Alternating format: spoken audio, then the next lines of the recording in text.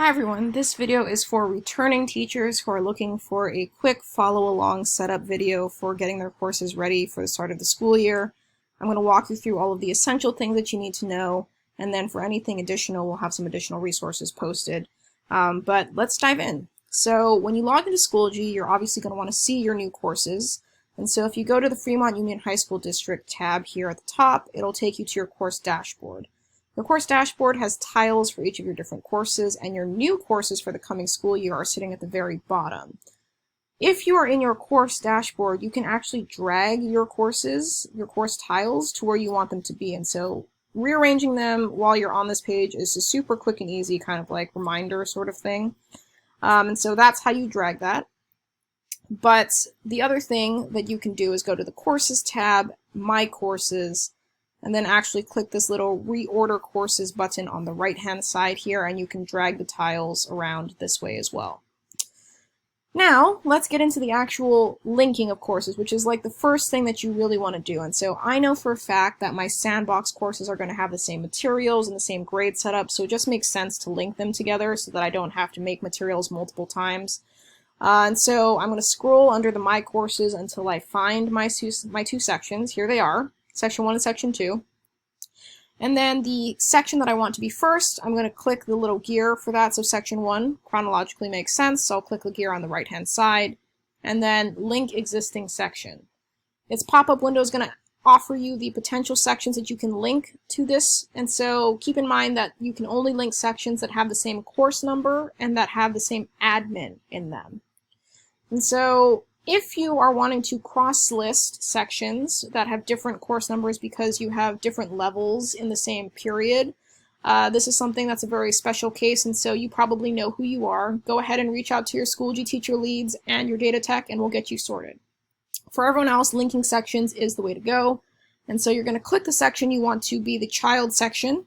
Section 2 I want to link. This is what it's going to look like. Section 1 followed by Section 2. Click the next. There's nothing in the gradebook, so I can just click the standard CSV, download that, and completely ignore it. The important thing to keep in mind, though, is once you link sections, we strongly encourage you not to unlink them during the semester. If you unlink sections at any point after you've created materials and input grades, anything in the child section, in my case, Section 2, will be lost. You're going to lose grades, materials, student work. And so anything from that second section or onward will no longer be visible to you anymore. So do keep that in mind. If you're linking sections, we are asking that you keep that throughout the semester. If there are extenuating circumstances, please reach out to the Schoology teacher leads before you need to have them unlinked or anything like that, and we'll get you sorted. So go ahead and link the sections. You can tell that they're linked properly because they're now listed after each other. And so if I click on the course, I'm going to see Section 1 and Section 2, and to verify I can check the gradebook. In the gradebook I am able to toggle between my two sections, so it has successfully linked. The next thing I'm going to want to do is do my course setup, my grade setup in particular.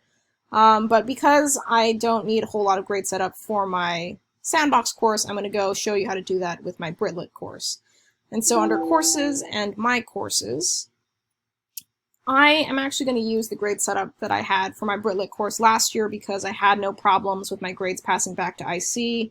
The grades turned out the way I wanted to. I like the categories, all of that. And so what I'm going to do is actually find my archived Britlit course first. And so under the Courses and then My Courses, we have the current and archived. I'm going to go to archived. And I'm going to find my Britlit course from last semester, which is this one. And then I'm going to go to the Grade Setup tab. The Grade Setup tab, this is what my grade setup looked like last year. These are the categories that I selected. I had selected the weight with the little check mark at the top. I had inputted the weights. I can tell that they're functioning properly because they're set to zeros at the end here. There's no weird decimal points. So if I set this to 11, you'll notice that now it's kind of off. It tells you that it doesn't calculate to 100%. So now we're good. An important thing to keep in mind for the grading categories is if you are weighting them, we encourage you to calculate them by total points. Total points ensures that different point values are worth different things in the category. So a 50-point essay is going to be worth more than a 10-point reading quiz. And that's typically how teachers want things calculated within the categories. And so total points is what we look for here. If you chose percentage, then it would average everything out, and that's really not usually what we're looking for. And so make sure that that's the case. I also want to make sure my final grade settings are a letter grade of some sort, so A+, anything that the district has provided on the side. These are going to work for you. Anything but numeric. If you made a custom scale and didn't have any issues with PassPack last year in terms of grades to IC, then you're good to go. You can use your custom scales. That's perfectly fine.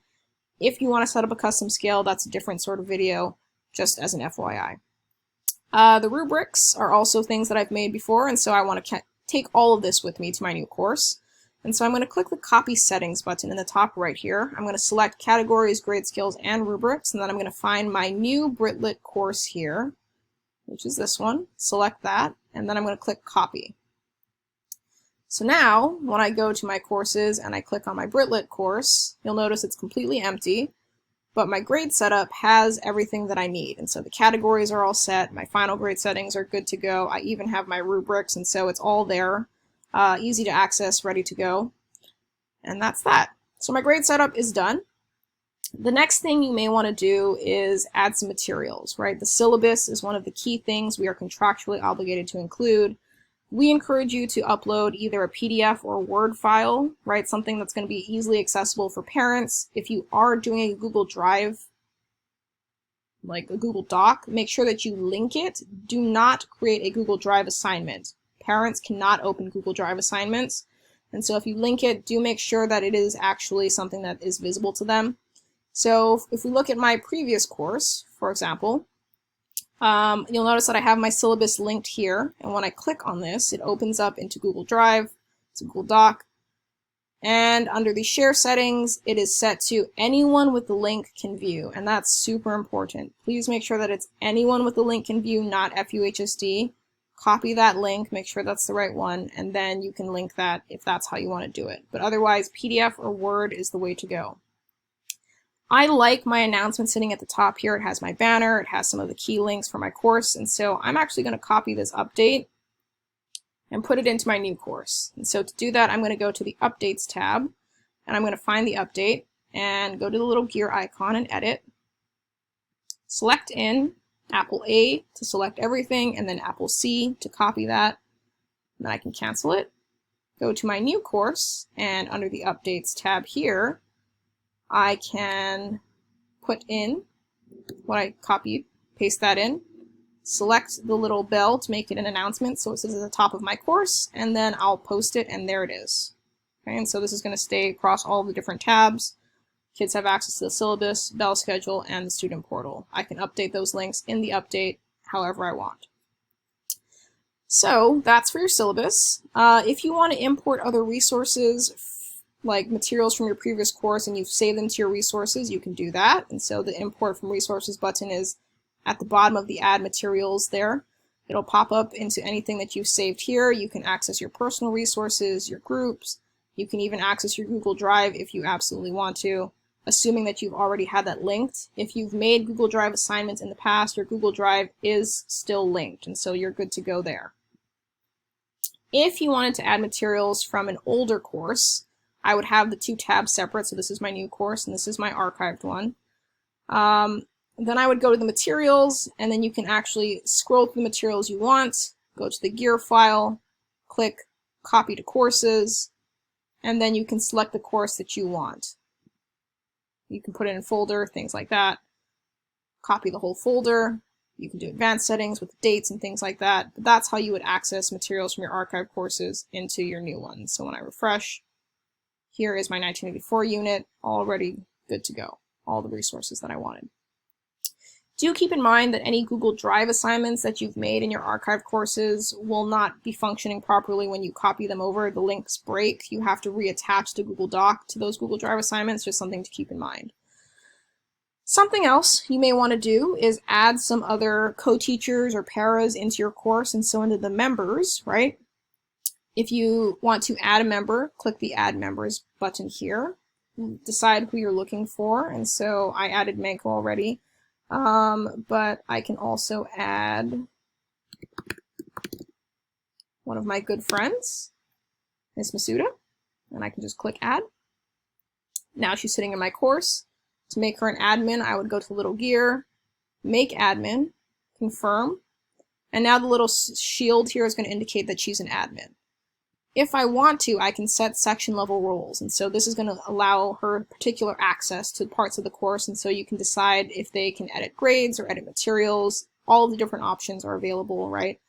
And then if you don't want them to be an admin in your course anymore, you can remove the admin, and they'll just be a regular member, or you can even unenroll them, okay? So now that she's been unenrolled, you'll notice I now have an inactive tab. And so this would be an easy way to move her back into my course if I wanted to. If I completely do not want her, then I can remove her entirely, and then she no longer exists as a previous member of the course. Okay.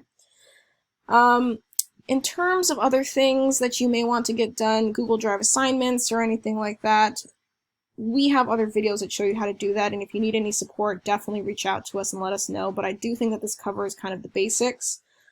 Decide on an organizational system that works for you. We have other materials for that as well. Please reach out if you have any questions to the Schoology Teacher Leads, but otherwise, I hope the new school year is a good one for you.